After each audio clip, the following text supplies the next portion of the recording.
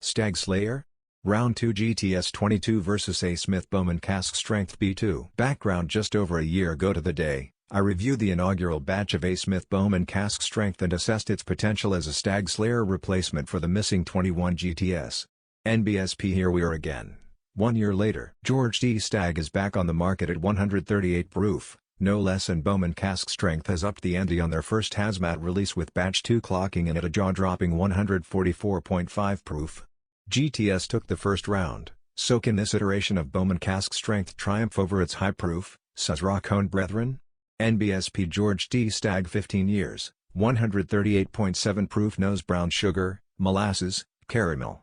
Punchy but not overwhelming, an array of dark sugars. Palate layered and complex, brown sugar, caramel, dark wood alongside a more subtle cherry note than 2020 GTS. Finish wood forward, and there is an earthy note that kind of sticks out. Layers of vanilla soften the wood.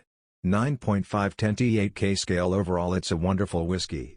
I get an ever so slightly off note on the finish that throws me, but that's picking nits honestly. It's wood and dark sugar forward with a muted showing from that signature Buffalo Trace cherry note. Delicious.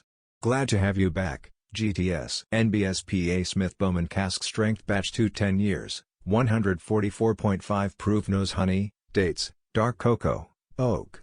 For the proof, it's a pretty approachable nose. Palate plum, maple syrup, maple bars, milk chocolate, wildflower honey. Layers on layers of flavors.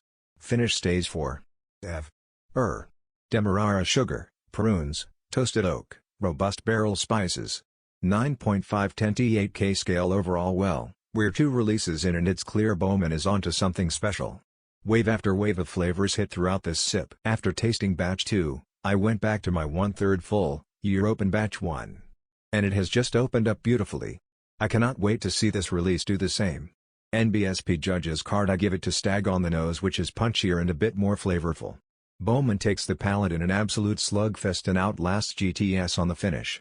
By a split decision, Bowman takes this round.